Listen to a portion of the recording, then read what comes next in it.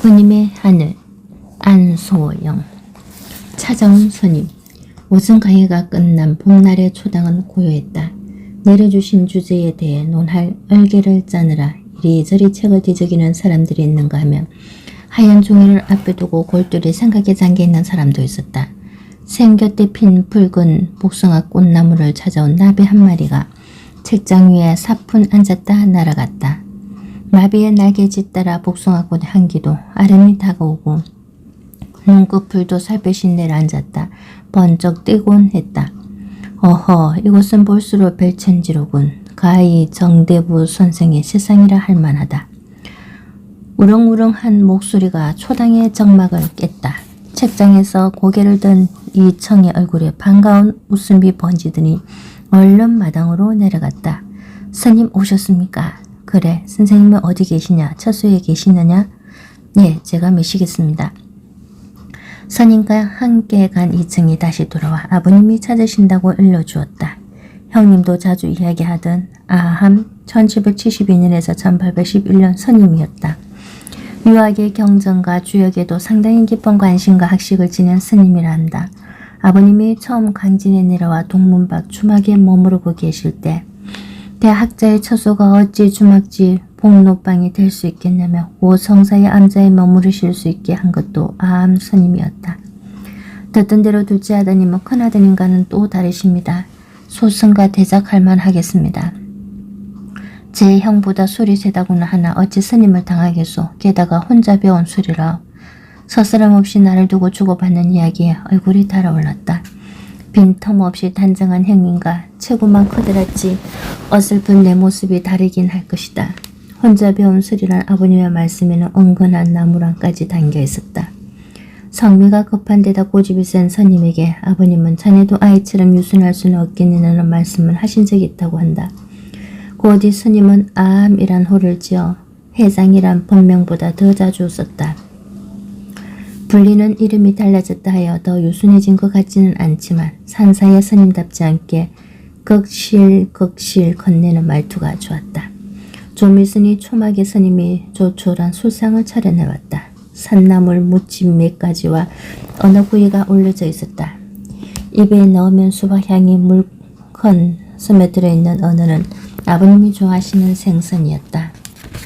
아함 스님은 소리부터 버럭 질렀다. 예끼 이놈아, 너는 중노릇은 아예 그만둔 게냐? 술상이 뭐고 비린 생선이다 뭐냐? 젊은 스님은 당황하지도 않고 너것이 대답했다. 저들어 절 사람 티내지 말고 선생님 몸이 안 좋으시니 모식은 좋은 것은 다해 올리라고 신신당부하신 분이 니셨습니까? 비린 음식이 올라올 때마다 질곳은 제자들이 세속으로 아주 내려온 것이냐고 그렇다면 성복도 벗어버리라고 놀려도 싱긋 웃기만 하던 선임이었다. 이틀은 긴 이야기가 스님의 입에서 나온 것은 놀랄만한 일이었다. 예끼순. 아함 스님은 끌끌 웃으며 술병부터 끌어당겼다. 회장이라는 이름이 더 유명하던 시절에는 가 30의 나이에 불교 대부패를 주관하던 이름난 큰 스님이었다. 그러나 몇 해 전부터는 장삼도 가사도 다 제자들에게 주어버리고 시와 술에 젖어 세월을 보내고 있다 한다. 불경보다는 노는나 맹자 주역을 더 많이 뒤적인다 하여 김선생이라 부르며 못마땅해 하는 스님들도 많았다.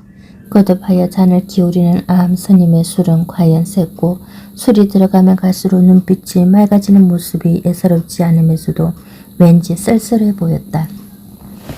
스님은 해남 대둔사로 가는 길이라며 아버님과 내게도 같이 가자고 청했다. 유배 초기에 아버님은 외가인 해남 윤씨 종가집을 찾아가셨다가 한 년도 못 받고 돌아오신 일이 있었다. 간진 부사는 유배 제인이 유람이나 하고 있다며 조정에까지 상소를 올려 트집을 잡기도 했다. 그때의 기억에 망설이시는 아버님에게 스님은 호기롭게 말했다. 지금 강진원은 아무 탈 없이 임기를 마치고 서울로 올라가는 것이 원이라 하니 고제시 그렇게 굴지 않을 것입니다. 가까이 있는 불가의 사체를 둘러보는 것이 어떻겠습니까? 이참에 의심하는 조정관리들에게 보란듯이 불심을 보여주시지요. 여기서 대둔산까지는 56일 한낮이면 갈 것입니다. 차비를 하라는 말씀이 떨어지기 무섭게 자리에서 일어나는 나를 바라보며 스님은 웃었다. 승려는 내 마음을 알고 있었다는 듯 맑고 시원한 웃음이었다. 동갑내기 초의 스님. 천년고찰이라더니 신라말에 세워졌다는 대둔사는 그만큼의 역사와 위험을 지니고 있는 건절이었다. 무엇보다 절 입구까지 이어지는 숲길이 볼만했다. 소나무, 벚나무, 단풍나무, 떡갈나무. 들은 아름다리 빽빽하게 자라 울창한 숲을 이루었고 무성한 나무들의 가래 하늘은 잘게 부서진 조각처럼 보였다. 햇살과 바람을 담은 나뭇잎들이 반짝거릴 때마다 조각난 하늘도 푸른 별처럼 함께 반짝거렸다. 대둔사는 대부패가 열리는 건절답게 선인과 신도들도 많았는데 그 많은 사람들이 오고 가도 산사의 고요함과 아늑함을 깨뜨리지 않고 있는 것이 신기했다. 아함 스님은 아버님과 나를 한적한 절방에서 쉬도록 했다. 저녁 공양을 마치고 나자 아함 스님은 내 또래의 젊은 스님을 데리고 왔다. 인사 받으십시오. 대둔사에 있는 초이 1786에서 1866년입니다. 젊은 비구이지만 배움의 경계를 두지 않고 불경은 물론 유학의 경전까지 두루 읽었습니다. 선생님의 이야기를 듣고 꼭 한번 뵙기를 소원했다 합니다. 이어 스님은 내게도 말했다. 불가에서 속세의 나이는 의미 없겠지만 병호생 1786년생으로 동갑이십니다. 초의 스님은 나에게 합장으로 인사했고 나도 손을 모아 답례를 했다. 동갑이라 했지만 나이답지 않게 고요하고 안정된 기운이 어려있어 왠지 손이처럼 미드웠다. 어딘지 모르게 철상향 생각이 나기도 했다. 아함 스님은 웃는 얼굴로 아버님에게 다시 말했다. 걸명소 차를 보내달라 청하는 걸도 걸명시도 이젠 초이에게 보내시지요.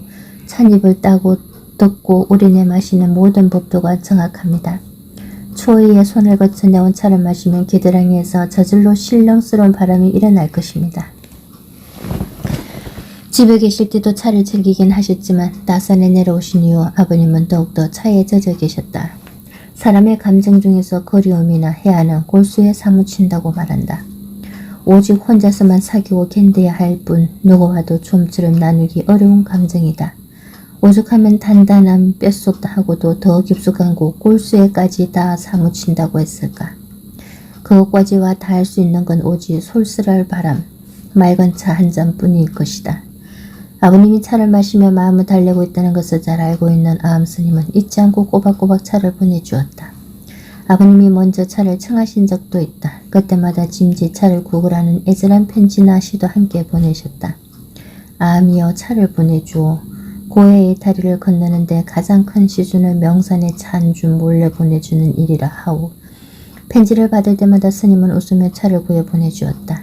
어느새 등저불을 밝혀야 할 만큼 방안이 어두워졌다. 초의 스님은 차를 내오겠다며 밖으로 나갔다. 나도 뒤따라 나섰다. 어깨를 나란히 하고 그러니 문득 동갑이라는 아함 스님의 말이 생각나 물어보았다. 스님은 언제 출가했습니까? 아직 수행 생활이 얼마 되지 않습니다. 신유년에 나주 운흥사로 들어갔습니다. 신유년이란 말에 가슴이 덜컥 내려앉았다. 스님과 나는 이 세상에 태어난 해도 같고 16 나이에 한 차례 운명이 뒤바뀐 것도 같던 셈이다. 단지 스님의 운명은 스스로가 선택한 것이고 나의 운명은 뜻하지 않은 해오리 바람에 휩쓸려 그리 된 것일 뿐. 아버님이 다산으로 내려오신 것도 신유년이다. 아버님이 이곳으로 오시지 않았다면 아함 스님과도 여기 대둔산에서 동갑내기 스님과의 만남도 없었으리라. 얽히고 설킨 우연인지 얽히고 설켜있기에 필연인 것인지 스님과의 만남이 예사롭지 않았다. 먼저 방에 들어와 앉으니 초유 스님이 다반 찬 그릇을 담는 쟁반에 닭이 차를 달여 마시는 데서는 여러가지 그릇이나 기구를 받쳐 들고 왔다. 작은 하루도 들고 와 직접 불을 지폈다. 불을 지피고 물을 끓이는 데에도 법도가 있어 물이 불에 얼매이지 않도록 차가 끓는 물에 얼매이지 않도록 서로 다른 성질을 지닌 물질이 만나 중화를 이루어내는 순간이 가장 중요하다고 한다. 다관, 차를 끓여 담는 그릇에 물을 약간 부어 찬 기운을 가시게 한 다음 따라내고 다시 절반쯤 물을 붓고 차를 넣은 뒤 또 물을 부었다. 봄, 가을에는 이런 방식으로 차를 넣는다고 했다. 어느 정도 차가 우러나기를 기다렸다가 어느 날 좁빛이 드는 4개의 흰 찻잔에 골고루 따라내었다. 한 잔의 차가 내 앞으로 오기까지 엄밀한 절차가 있었고 이를 행하는 초의 스님의 동작은 진중하고 고요했다. 잿빛 성북의 수맥 끝에 바람 한 번 일지 않았고 찬물은 원래부터 찻잔과 하나였다는 듯 내 앞에 말갛게 놓여 있었다. 한 모금 차를 마시니 몸속에 찬물이 들어와 흐르는 길은 따로 있는 듯했다. 입으로 들어왔지만 식도를 타고 내려가는 것이 아니었다. 핏줄을 타고 대변에 살갗까지 신령한 기운과 함께 머리속 내수까지 헬가는 거슬러 올라 심장까지 그리고 단단한 뼛속 골수까지 빠르게 스며드는 듯했다. 한 모금 차를 마시니 오소서 살갗도 놀라 깨어나고 뿌였던 머리속도 맑아졌다. 알 수 없는 슬픔이 심장 부근으로 저리 다가오는가 하면 몸속 깊은 곳까지 단 한 모금의 차가 다시 돌아 나올 때는 슬픔도 서러움도 맑게 씻기는 느낌이었다. 저마다 찻잔을 앞에 두고 아버님도 암스님도 나도 말이 없었다. 초이 스님의 고요한 손길만이 빈 찻잔을 다시 채워줄 따름이었다. 다 북쑥 떴네, 다 북쑥 떴네.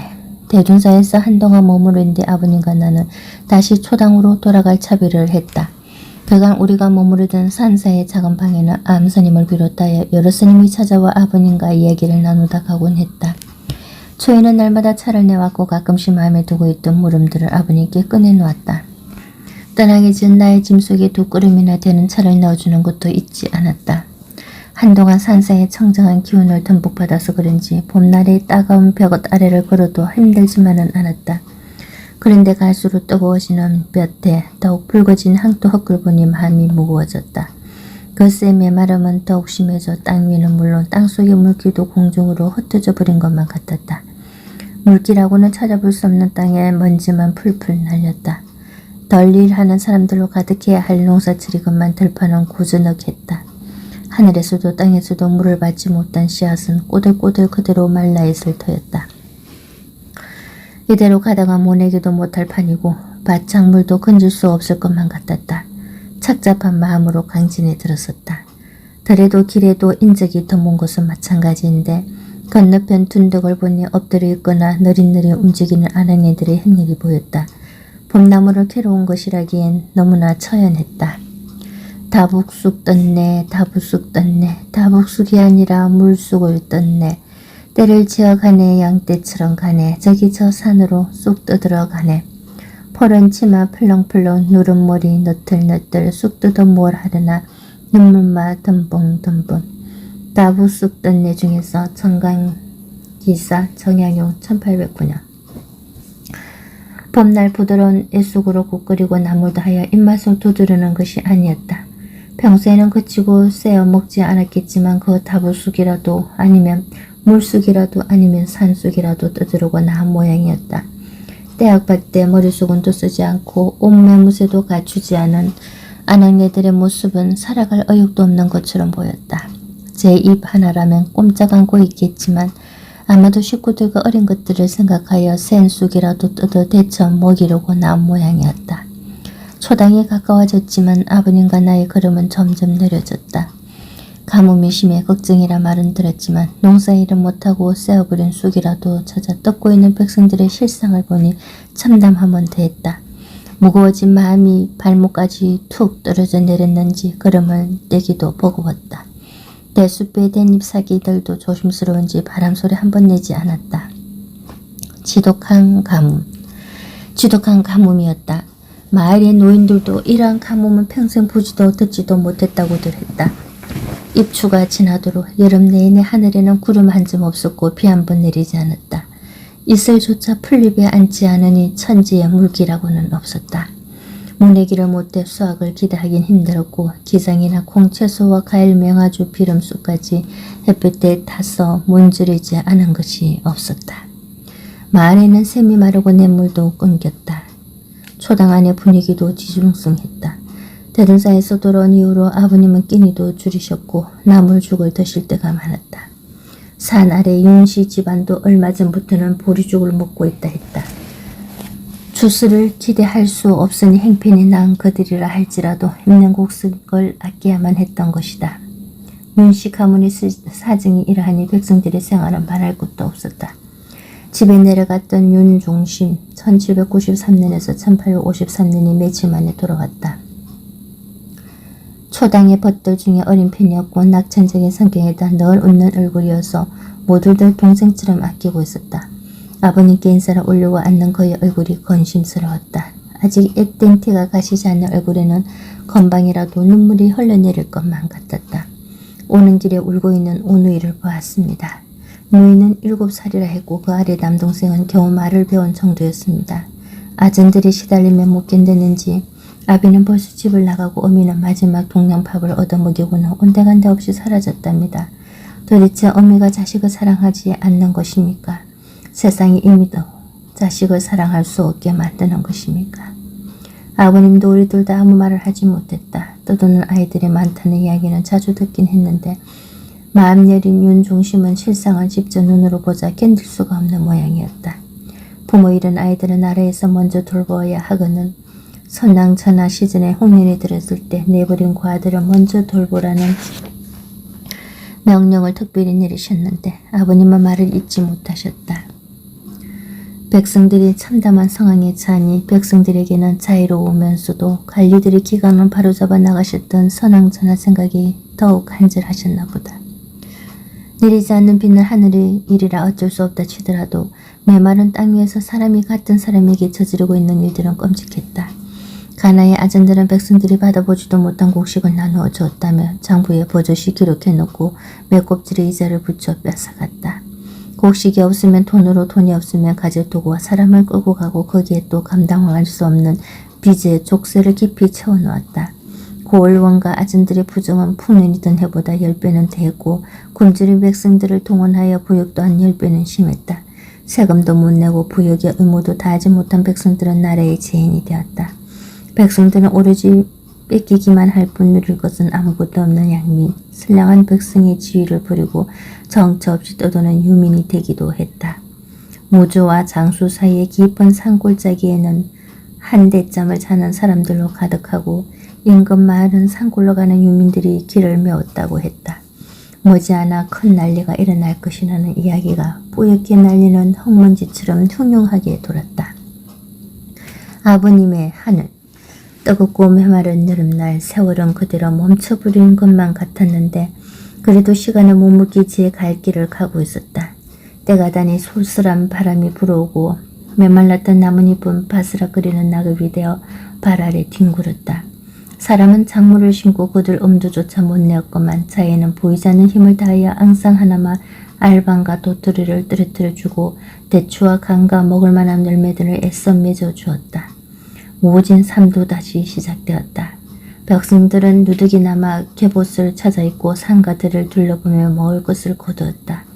맷돌에 곡식만 들어가도 끈기를 띠는 풀죽처럼 백성들은 다시 한번 끈질기게 살아볼 준비를 하고 있었다. 여름을 보내며 아버님은 부쩍 쇠약해지셨다.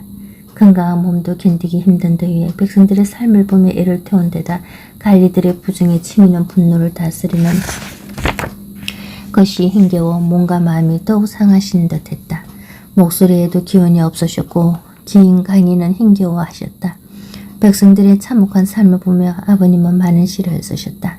가난한 백성들이 부르는 절망의 노래이기도 했다. 다북수 캐는 아는 예들의 서러운 노래, 아끼던 모를 제 손으로 뽑아버리고 하늘을 향해 울부짖는 백성들의 노래, 관가의 아전들은 성냥이와 이래에 빗댄 노래, 아비 잃고 얼미마저 잃어버린 오누이의 울음 섞인 노래들. 그러한 노래들에는 유달리 하늘이여 나지막이 부르짖는 소리가 많았다. 하늘이여 어찌하여 우리를 보살피지 않으시나요? 오 하늘이여 어찌 근심하지 않으시나요? 가만히 하늘을 올려다보고 계신 아버님의 모습도 자주 볼 수 있었다. 까맣게 탄 얼굴로 비 한 방울 내리지 않는 하늘을 올려다보거나 총총한 별들이 가득한 하늘을 하염없이 바라보고 계셨다. 달조차 별조차 없는 칠흑 같은 하늘을 묵묵히 올려다보시기도 했다.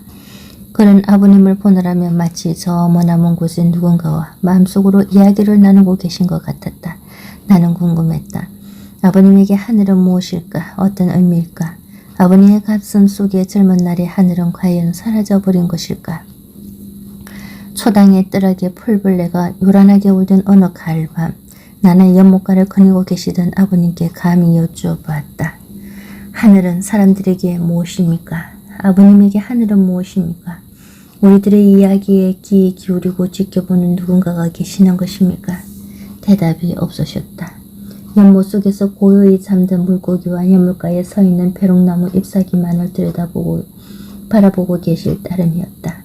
이윽고 아버님이 말씀하셨다.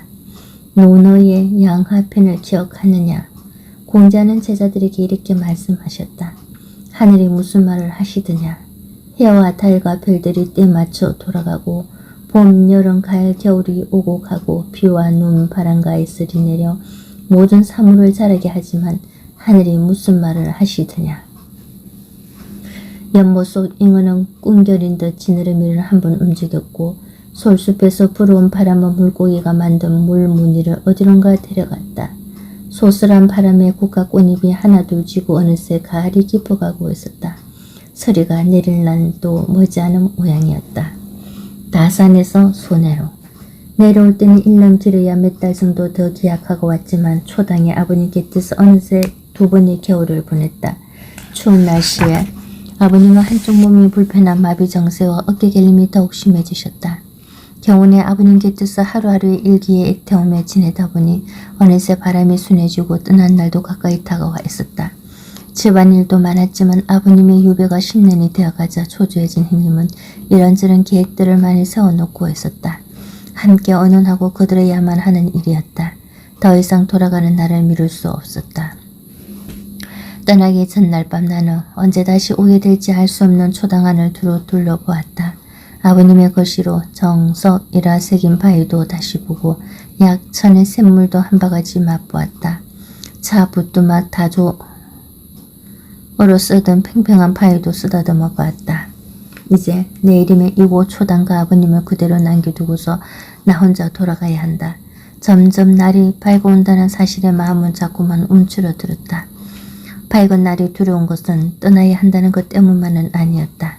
나는 돌아갈 수 있다. 강물 소리 감미로운 내 고향 마을 소내로. 그러나 아버님은 돌아갈 수 없다. 어머님이 기다리고 계실 소내 고향집으로 돌아갈 수 있는 나의 처지와 돌아갈 수 없는 아버님의 처지가 봄날 초당의 마당에서 환하게 드러나 보이리라는 사실이 나는 두려웠다. 돌아갈 수 없게 만든 아버님의 형벌이 참으로 잔인하다는 생각이 뼈아프게 들었다. 1810년 4월 20일 간밤의 모대김에도 불구하고 날은 어김없이 밝아왔다.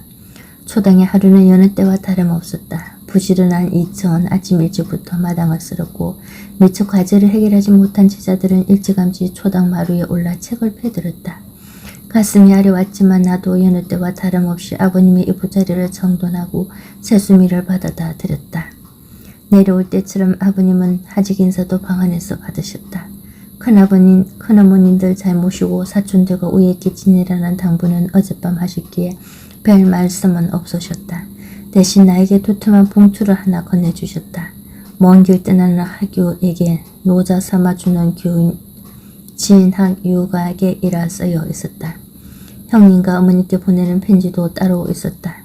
옆에서 목을 갈아다니는 말씀을 하신 적이 없었는데 언제 이 편지들을 쓰셨을까? 혼자 길을 떠나는 나에게 보내는 편지를 혼자 쓰신 아버님의 마음은 어떠셨을까? 마당으로 나오니 서성이던 벗들이 아쉬운 표정으로 작별 인사를 건넸다. 이청은 안타까운 얼굴로 산 아래 말 어기까지 따라 나와 주었다. 2년 전 들뜬 마음으로 내려오던 때를 돌이켜보니 그동안 나는 많이 달라진 듯했다. 사람이나 풍경이나 어떤 일이건 길고 오래 바라볼 수 있는 여유도 생겼고 하루하루를 나의 뜻대로 다부지게 꾸려나가리라는 마음도 생겼다. 이 모두 다산의 초당에 내려와 아버님 곁에서 보낸 시간들이 만들어준 것이다. 언제까지 아버님을 유배지에 계시게 할 수 없다는 생각도 뼈저리게 들었다. 나는 고향 땅 소내가 있는 북쪽 하늘을 바라보며 크게 숨호흡을 했다. 행장 속에 넣어주신 아버님의 두툼한 편지가 든든했다. 멀리 도봉산을 담은 월출산이 시원스러운 모습을 드러내 보이며 점점 가까이 다가오고 있었다. 손의 삶은 강물처럼 흐르고 손의 고향집 식구들 할아버님의 제삿날 1810년 4월 9일 내가 다산에서 소내로 올라온 지 얼마 안 되어 할아버님의 기일이 돌아왔다. 큰아버님 댁은 며칠 전부터 제사 지낼 준비를 하느라 분주했다. 조상님들의 사당이 있는 큰 댁은 우리 집에서 강 쪽으로 좀 더 내려와 햇살 바른 동편에 자리 잡고 있었다.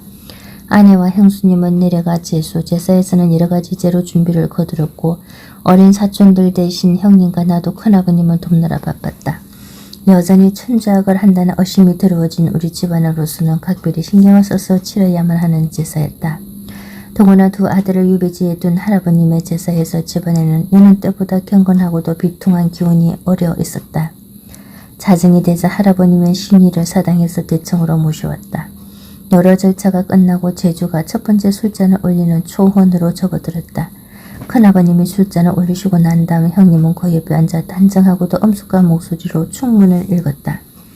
유세차 경우 4월 신사삭 초구 일임진 고자약현 감소고우 형고통 혼대 부행 진주 무사 부군 현비숙인의 어령남시 현비숙인 해남윤시 세서천역 형고통 혼대 부행 목사 희일부림 충원감시 호천만구 근위청작 자성지천 세사상향 경호는 4월 초구일 외로운 아들 약현 감이 아래입니다. 통은 대부일명 진주 목사를 지낸 돌아가신 아버님, 돌아가신 어령남씨 어머님, 돌아가신 해남윤씨 어머님 해가 또 바뀌었습니다. 아버님의 길이 다시 돌아와 머나먼 일들을 떠올려 보니 아득히 넓은 하늘과 같이 다함이 없습니다. 상과 맑은 술과 음식을 공경하는 마음으로 올려오니 험량하시옵소서. 두 번째 잔이 아현을 둘째 할아버님 댁에 당숙이 올려셨고 마지막 장인 종헌은 내가 올렸다. 먼 길을 다녀왔다 하여 특별히 잔을 올려 아뢰는 것이다. 앞으로 나아가 잔을 올린 다음 두 번 엎드려 서라고 나는 간절한 마음으로 또 말씀도 올렸다. 할아버님, 할머님, 아버님께 다녀왔습니다. 조상님의 엄덕으로 따산의 아버님은 편안하시고 한시도 자손됨을 잊지 않고 계십니다. 앞으로도 아버님은 살펴주시옵소서. 내가 저거를 올리고 물러나자 큰아버님은 다시 잔을 올리고 숟가락을 매 제사 때 신이 앞에 놓는 그릇에 꽂고 젓가락을 생선젓과 고기젓 위에 가지런히 올려놓으셨다. 그리고 둘러친 병풍을 안으로 여몄다. 그런 다음 모두 뜰 아래로 내려와 두 손을 맞잡고 고개를 숙인 채 영혼이 편안히 음식 드시기를 기다렸다. 복받치는 마음을 견디기 어려웠는지 안 식구들은 옷구름을 눈으로 가져가기도 했다. 제사를 마치고 큰댁 사랑에 둘러앉아 음식을 나누어 먹었다. 우리 행편으로는 가분한 상차림이었다. 한 번씩 제사가 있을 때마다 온 집안이 당분간 줄일 각오를 해야만 했다. 보란듯이 제수를 풍성히 장만했고 보란듯이 온 동네에 음식을 나누어 주었다. 아낌없이 등불을 휑하게 밝혔고 제사의 절차 중 어느 하나도 생략하거나 감수하게 하는 법이 없었다. 그러다 보면 가끔 우리가 올리는 제사가 조상님께 드리는 것인지 온 세상에 대고 우리 집안이 천주하게 아님을 구하는 것인지 헛되는 생각이 들 때도 많았다. 그렇게 길을 쓰고 제사를 지내봐도 몰락한 집안의 현실은 더욱 생생하게 다가오기만 했다. 할아버님은 아들 사행지를 두어 모두들 부러워했지만 정작 제사에 참여한 자손들은 많지 않았다. 내가 어릴 때만 해도 네 분 아버님들과 고모부님이 던든히 자리를 지키셨고 멀리서도 일가들이 찾아와주어 떠들썩한 제사였다. 그러나 지금은 두 아들이 기한가 있고 아들과 손자 그리고 사위도 뜻하지 않게 세상을 떠났다. 그래도 작은 할아버님들이 아들들을 앞세우고 꼬박꼬박 제사에 참여해 주셨기에 조금이나마 쓸쓸함에 가시긴 했다. 하상이는 이번에도 오지 않겠답니까? 큰 당수께서 언짢은 목소리로 물어보셨다. 큰아버님도 형님도 대답이 없으셨다. 내가 다산에 내려가 있는 동안 하상이네 식구는 예전에 살던 강 건너 부는 마을로 떠났다고 한다. 그렇게 끔찍한 일을 겪고서도 천주를 섬기는 것을 그만두지 않아 식구들은 모두 못마땅해 했다. 세 식구가 모여있는 방 안에서는 나지막에 기도문을 외는 소리가 들려올 때가 많았고 밥 먹을 때마다 작은 목소리로 기도문을 엎고 십자가 끊는 모습에 어머님은 기겁을 하셨다. 집안에 대소사가 있을 때마다 친지들의 싸늘한 눈길을 받는 것도 견디기 어려웠을 것이다. 얼마 전에 서울로 올라갔다는 소식을 들었습니다. 머뭇거리는 형님의 이야기에 당숙은 버럭 화를 내셨다. 서울은 왜? 또 그 못된 무리들과 어울리려고? 집안에 어찌다 이렇게 되었는데 아직도 정신을 못 차리다니. 집안 어른들이 셋째 아버님께 느리는 꾸중과 역정은 하상에게 고스란히 이어지고 있었다.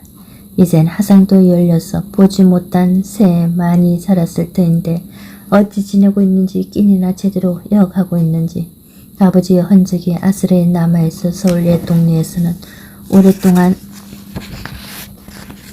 사무총 그리움을 조금이나마 들 수 있었을까. 저마다 착잡한 생각에 잠겨있느라 상위의 음식들은 좀처럼 줄어들지 않았다. 덩불은 곳곳에 걸려 집안을 환하게 밝혀주었건만 사람들의 얼굴은 여전히 어둡기만 했다. 어느 집인지 성미 급한 닭의 꽃교 소리가 무겁게 들어오진 밤을 북긋고 지나갔다. 밖은 여전히 어두웠지만 그래도 차츰 나름 밝아올 모양이었다. 수호제 나를 지키는 집. 너지막이 받던 아침상을 물리고 고개 넘어 제법 먼 길을 가셔야 하는 작은 할아버님과 당숙들이 먼저 떠나셨다. 형님도 일이 있다며 집으로 돌아갔다. 안채에는 큰어머님과 안 어른들이 말씀을 나누고 계셨다. 큰댁의 장남인 학수의 혼처가 정해졌다는데 아마 그 일을 의논하고 계실 것이다. 나는 큰 아버님이 계신 사랑채로 가보았다. 안채를 돌아 사당 쪽으로 올라가는 사랑채는 떼돌이 제법 높아 위험을 대해주었다. 방문 앞에는 큰 아버님이 탄정한 글씨로 수오제라고 쓴 현판이 걸려있다. 수오제, 나를 지키는 집이란 뜻이다. 빈틈없이 반듯한 큰 아버님 사랑채다운 이름이었다. 큰 아버님은 여느 때와 마찬가지로 단정한 모습으로 앉아 책을 읽고 계셨다.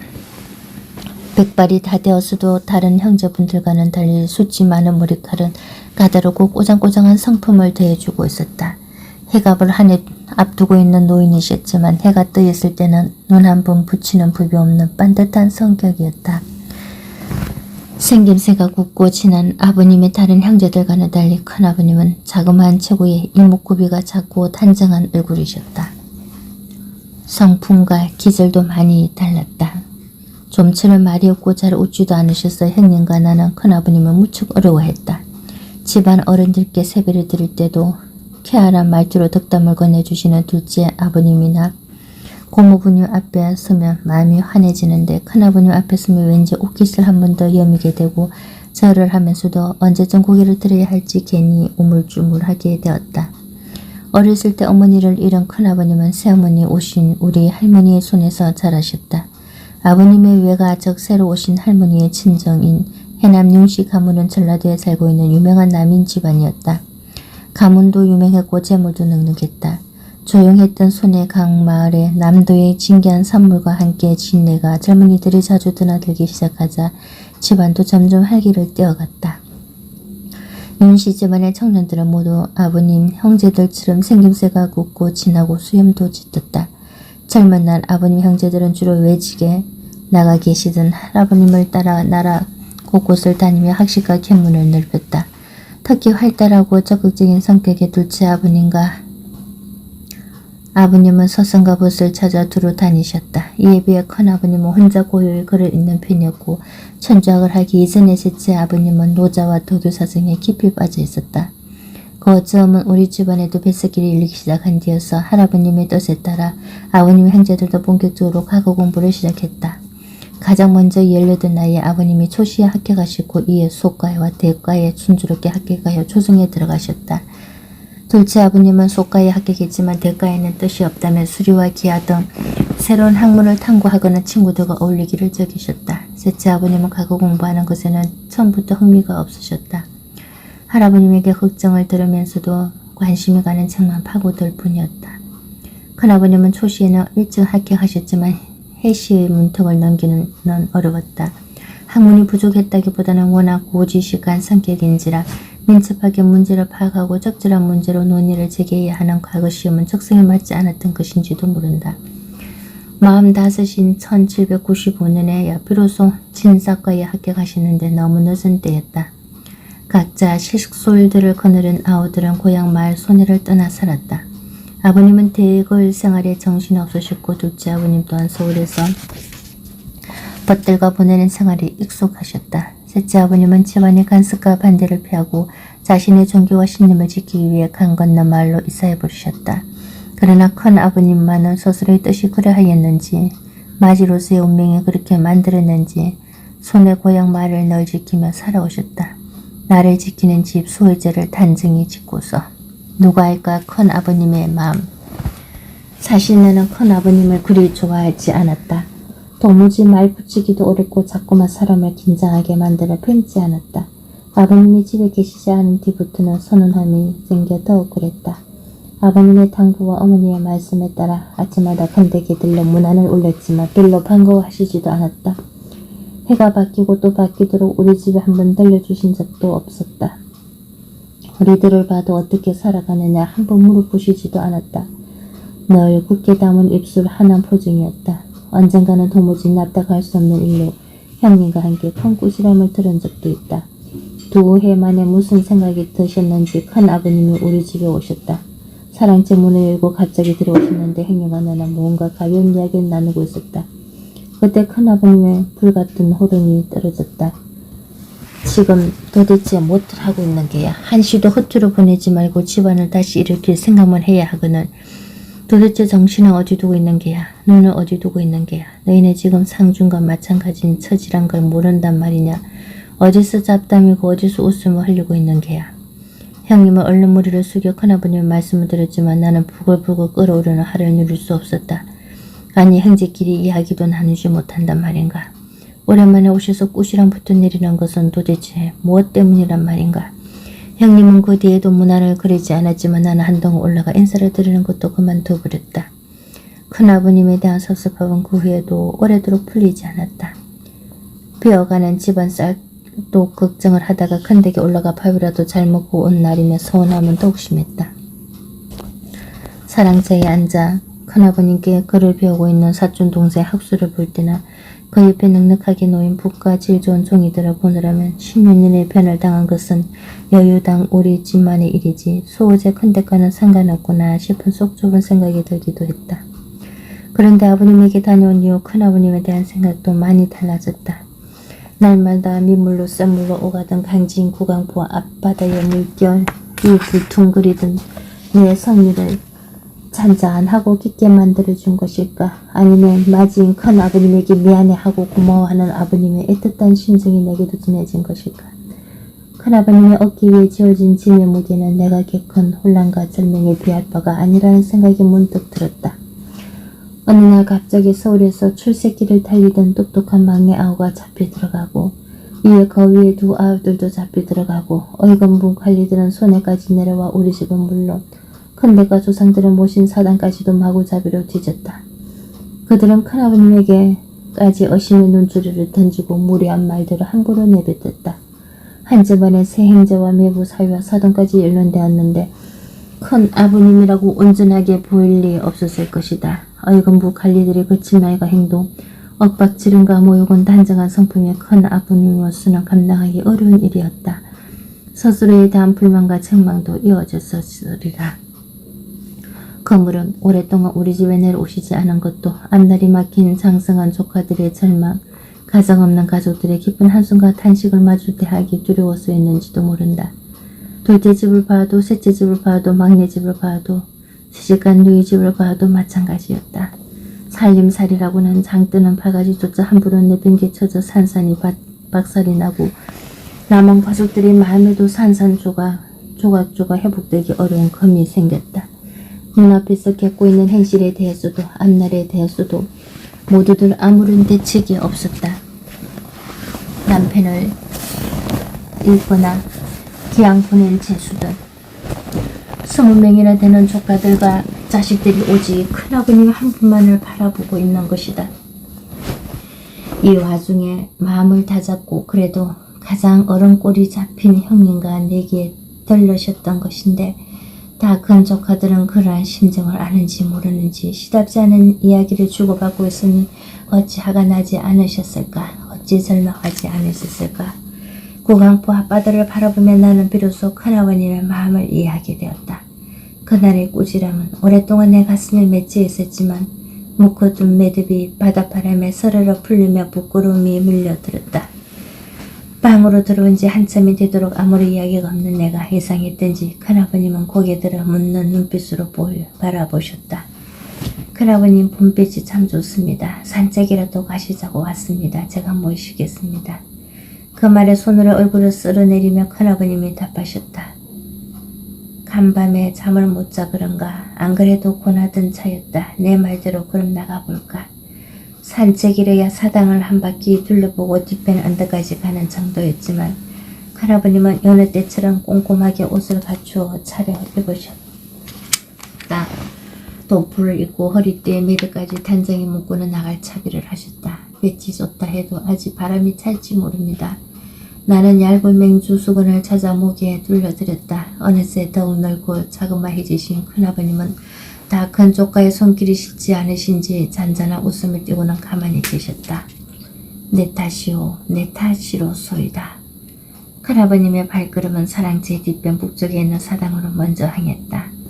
사랑채를 났을 때마다 들러 안부를 여쭙고 출입을 아뢰곤 하셨다.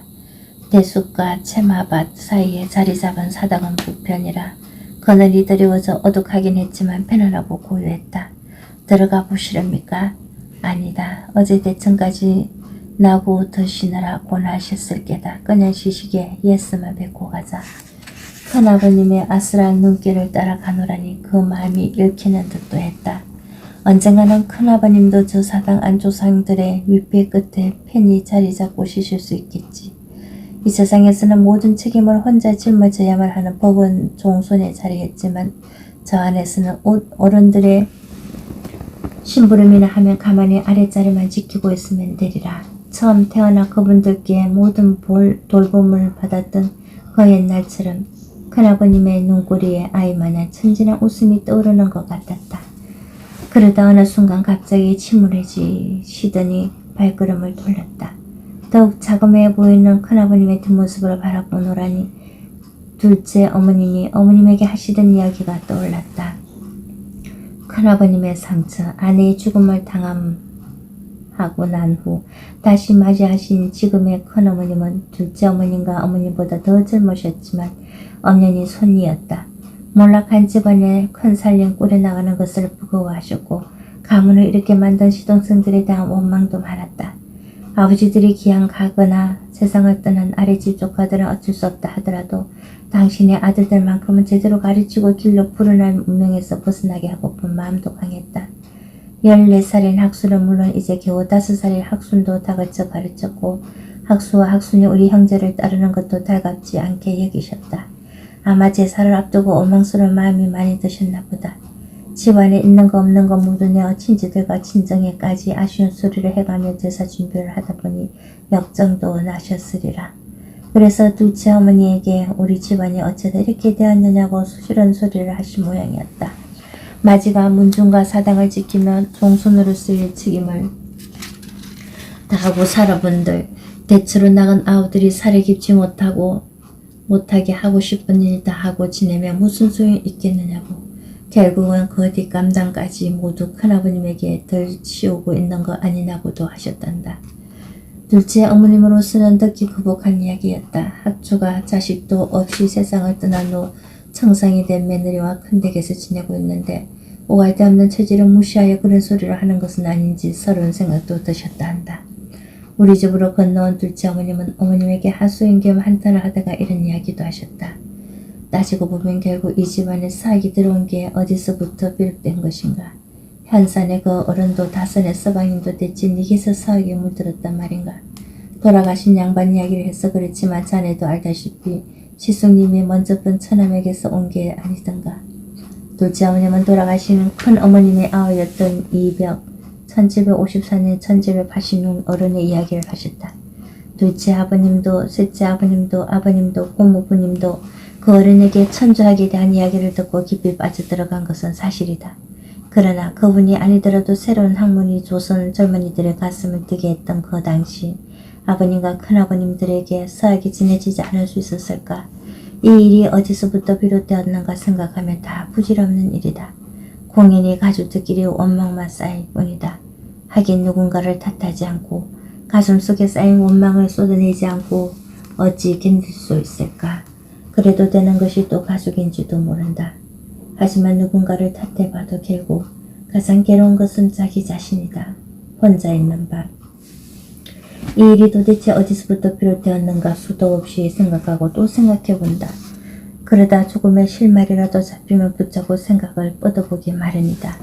그 실마리가 자신에게 있다고 여기지만 날마다 반점을 못 이루게 하는 가관 자체, 또 자책이 있을 뿐이다.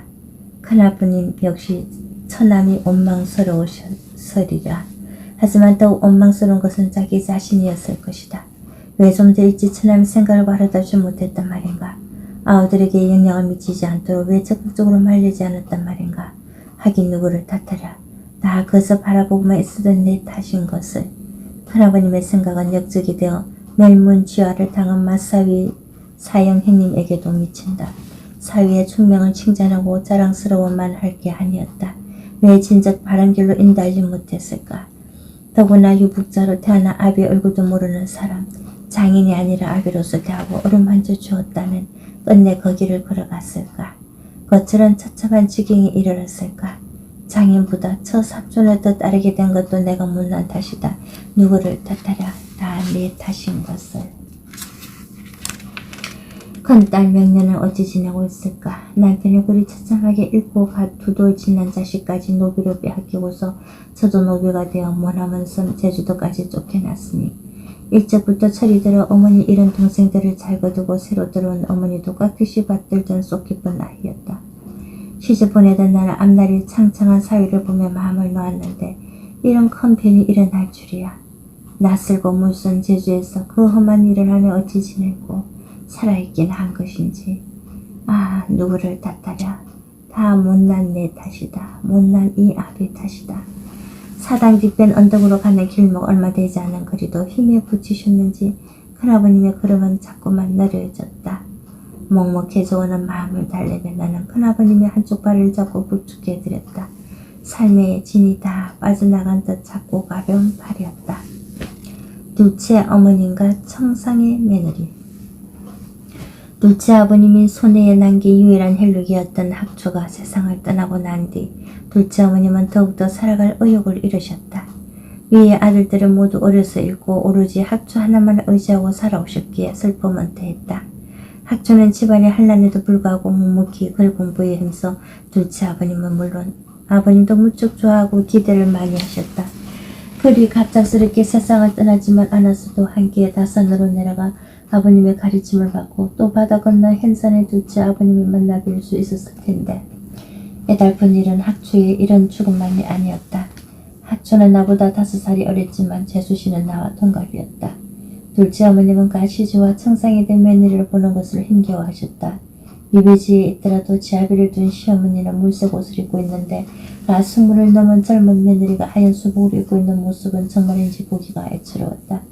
1811년 여름 학초의 제사도 어느새 4번을 치른 뒤였다. 그 무렵 먼 친척인 학기 행님이 어린 아들을 행님과 내게 보내 글을 배우게 했다. 아이의 생김새가 깨끗하고 영리하여 보는 사람마다 2번 눈길을 주었고 공부도 열심히 해서 가르치는 재미가 있었다. 생김새나 영특함이나 보면 볼수록 왠지 어린 시절의 학초 생각이 났다. 둘째 어머님도 그 아이에게 남자란 끌림이 생겼나 보다. 아이를 데려와 세상을 떠난 학초의 뒤를 잇고 장차 둘째 아버님 집안도 이어가게 하고 싶다는 말씀을 하셨다. 청상이 된 젊은 며느리가 아이에게 마음을 붙이고 살 수 있게 하고도 싶으셨을 것이다.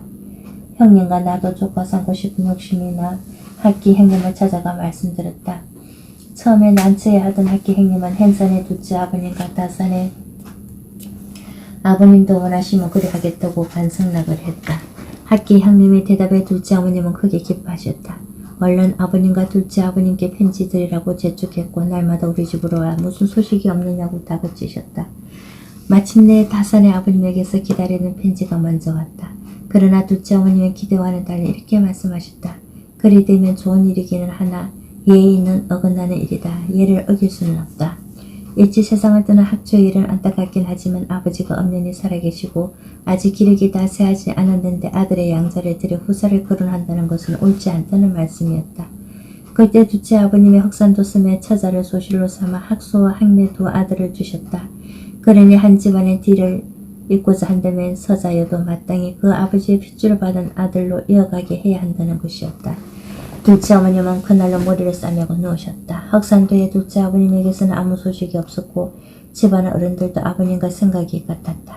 어른들의 말씀이 그러하니 우리 형제도 생각을 접을 수밖에 없었다. 날마다 눈물로 새던 둘째 어머님은 아버님에게 편지를 쓰셨다. 서방님 나를 살려주시오. 서방님 나를 불쌍히 여겨주시오. 나를 도와주지는 못할 망정 어찌 나에게 그리 하실 수 있단 말입니까? 현사는 아들이 있으나 나는 아들이 없습니다. 내게는 비록 아들이 있었다 하더라도 청상가부인 며느리는 아들이 없습니다. 청상의 애절한 슬픔에 얘가 무슨 소용입니까? 예의 없다 하더라도 나는 그 아이를 데려오겠습니다.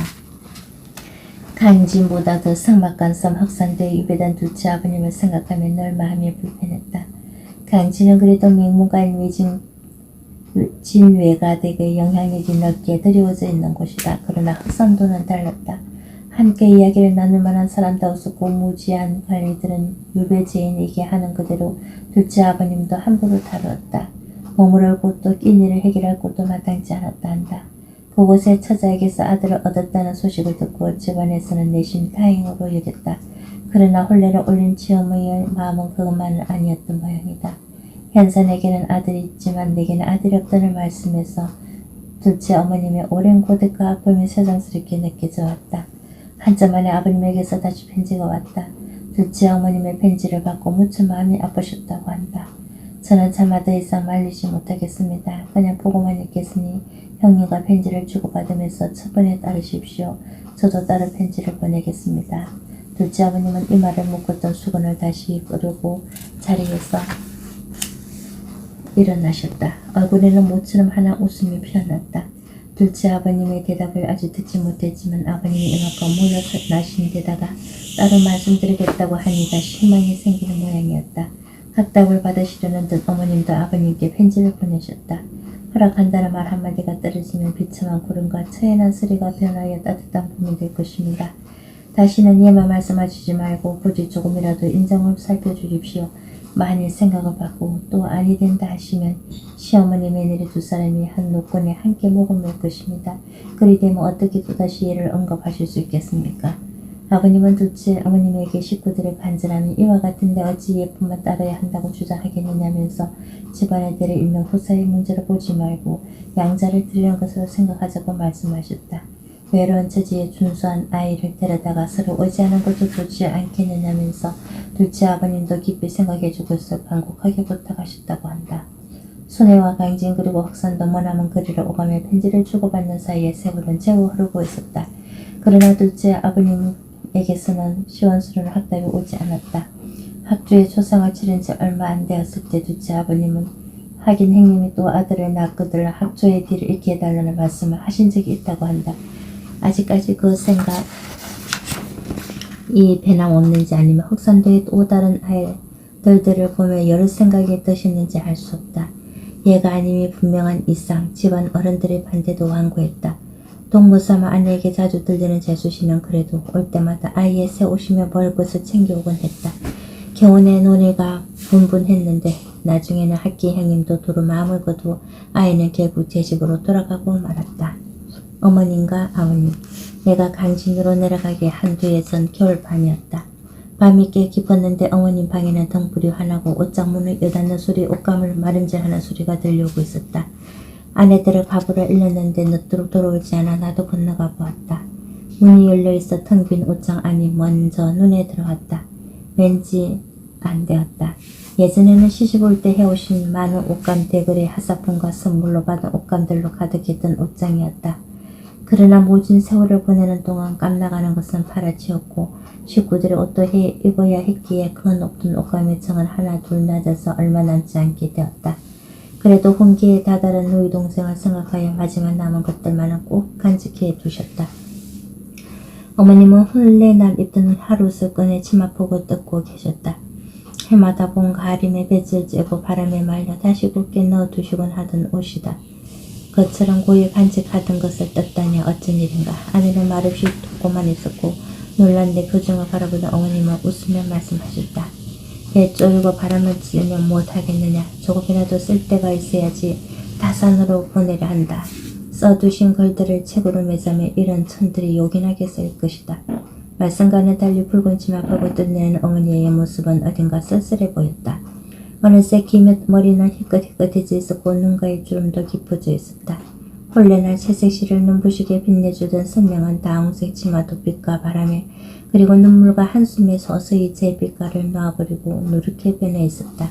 그러고 보니 병인년 1806년 그 해는 어머님과 아버님이 홀레를 올린 지 꼭 30년이 되던 해였다.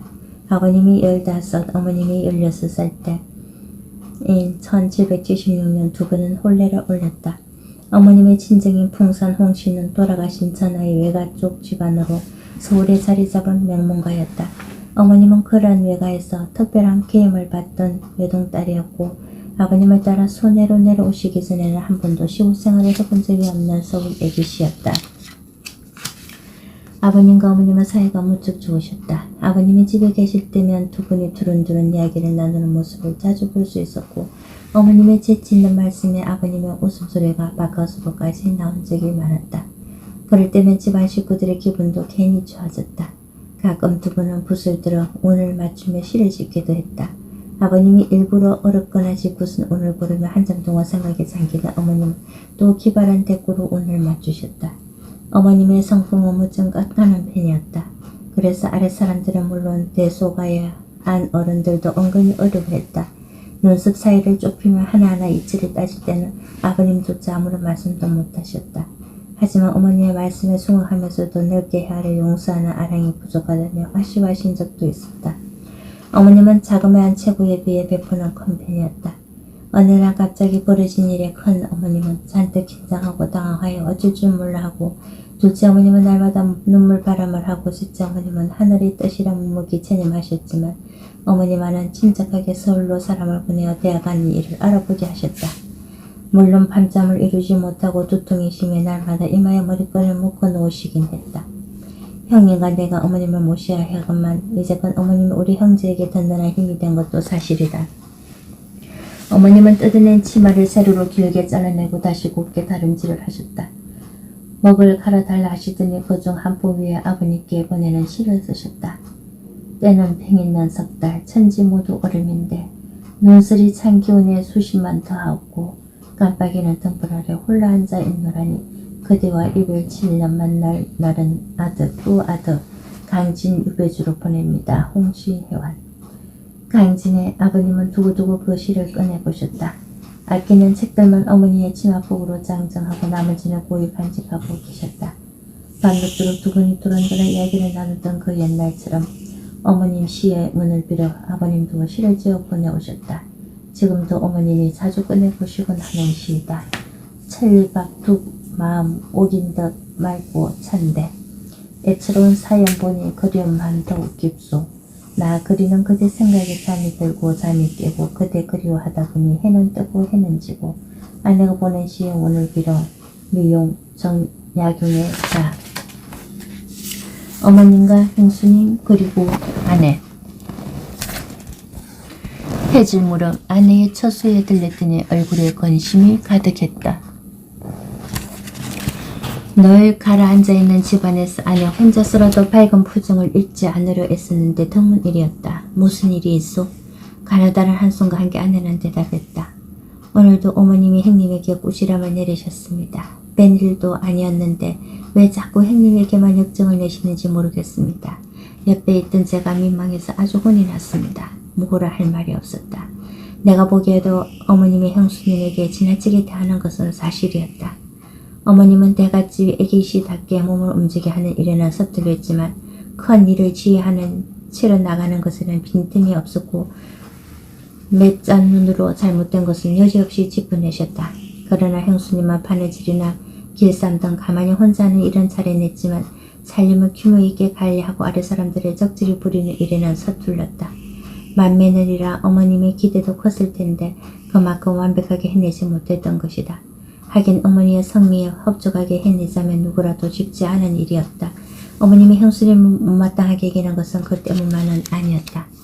형수님은 돌아가신 고모부님의 여동생으로 어머님의 시누이의 시누이인 셈이었다. 집안길에 혼인이야 드물지 않은 일이고 바깥에서 정한 것이기에 따를 수밖에 없었지만 어머님은 내심 탐탁지 않게 여기셨다고 한다. 그런데다 형수님이 시집온 지 얼마 안 되어 친정가시 댁에 그처럼 큰 변이 동시에 일어났던 것이다. 생각하면 형수님도 참 안 된 분이다.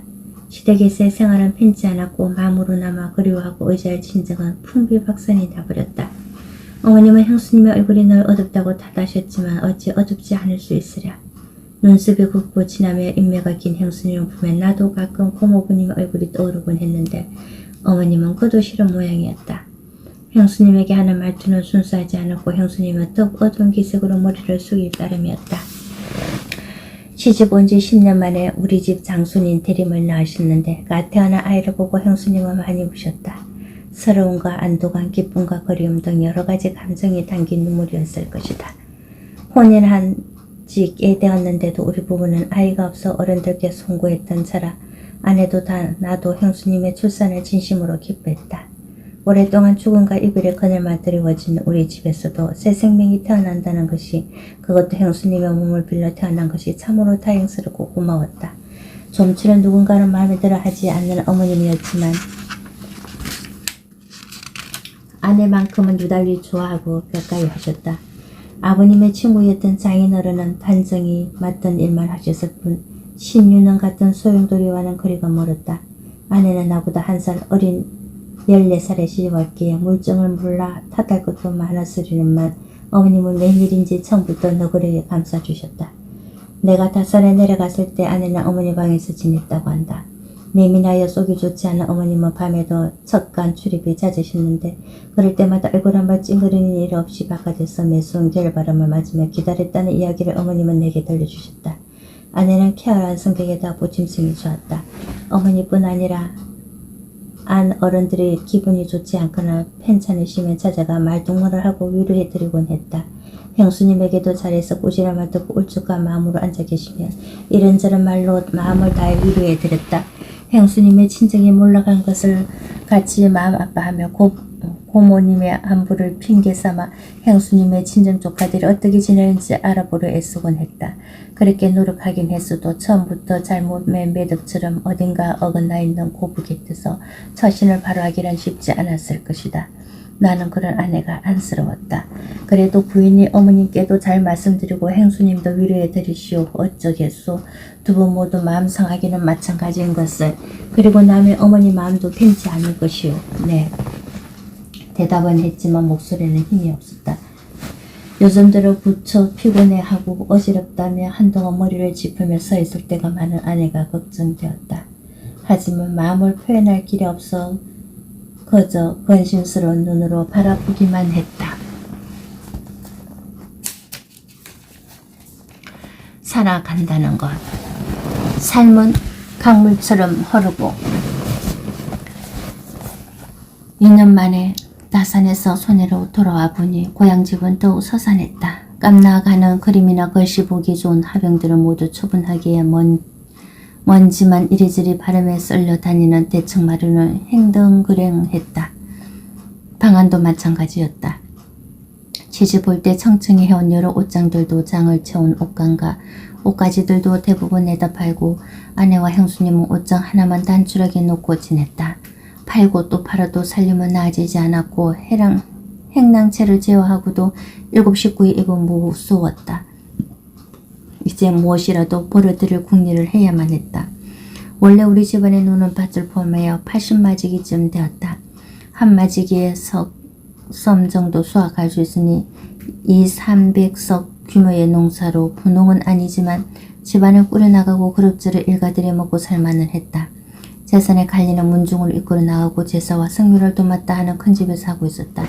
해마다 가리며 아랫집들에 적절히 곡식을 나누어 주었는데 큰 집보다 적은 대신 조상을 받들고 문중을 꾸려나가야만 하는 의무가 없었기에 당연히 받아들였다. 작은 집이 노릇히 얻은 것은 나눌 필요가 없는 재물이어서 큰 집보다 더 넉넉한 경우가 많았다.